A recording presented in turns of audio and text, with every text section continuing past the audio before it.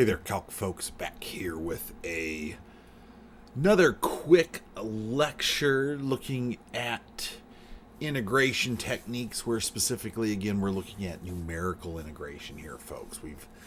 I commented in my last video that not all functions are integrable, right? They don't always integrate using our fundamental methods we've discussed up to this point, and techniques that we've discussed up to this point, where our only option, if seeking a definite integral value, a value corresponding to this net area calculation, would require using some numerical methods for that calculation. And we have seen a numerical method prior to this. My previous video was looking at the midpoint rule, which was a rule that we did encounter back when we were introduced to the idea behind the integration process, where we're going to add to that and consider the case now for doing another numerical integration technique here, where we're going to use what's called the trapezoid rule. All right. If I bring this up here, right? In the midpoint rule, right, we used a Riemann summation that was subdividing our region into rectangles, where the height of the rectangle was dictated by the midpoint of our subinterval. Right? And we use the area within these rectangles to approximate the area trapped within our curve, this net area calculation. Right? This net area trapped between our curve and our x-axis. Right? Where in the trapezoid rule, that rectangle is going to be replaced with a trapezoid in the calculation. And that will have some changes on our Riemann summation, right? For these subregions in the shape of trapezoids. By definition, if we assume y equals f of x is defined and integrable over values of x in the closed interval from a to b, the numerical approximation of the definite integral calculation seen here for the integral from a to b for f of x dx, given by the trapezoid rule approximation, is this value seen here. It is this value given by, right, this quantity, where we have inside the quantity 1/2 times our function f at a plus our function f of b in a quantity, in a group, right, added to the summation from k equals 1 to n minus 1,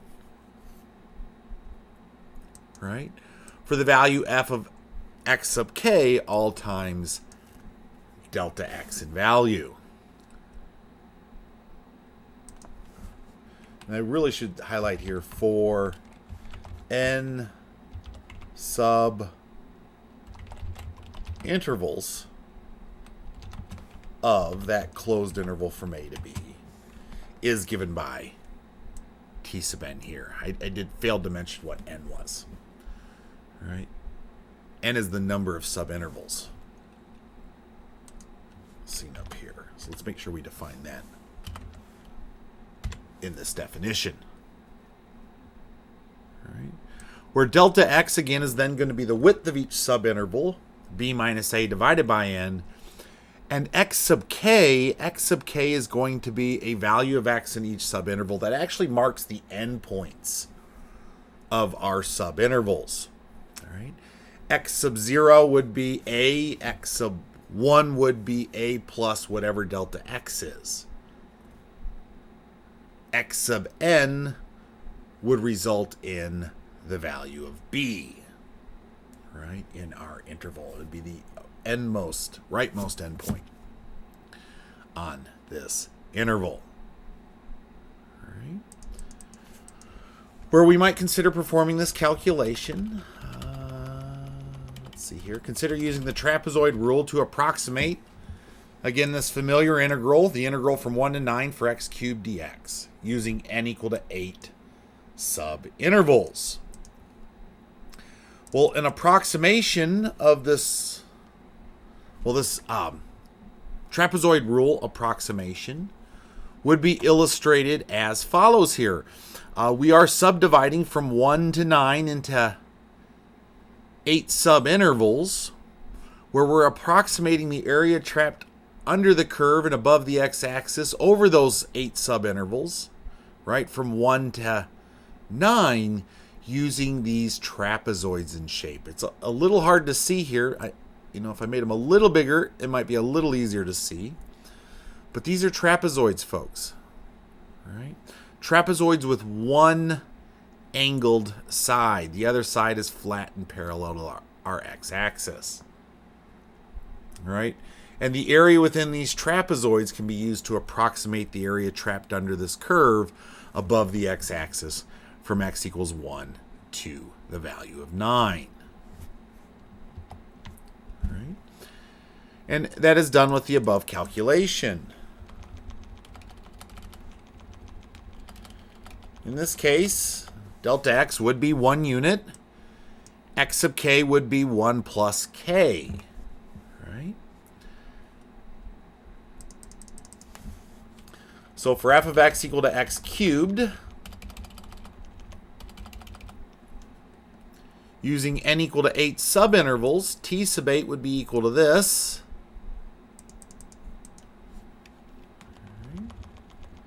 Given above, formulating it for the case of n equal to 8 over this interval from 1 to 9, we can see it's going to be 1/2 times the quantity f of 1 plus f of 9, all times this summation for k equals 1 to 7 for f of x sub k times delta x. Now times delta x, I should have maybe had that multiplied by 1.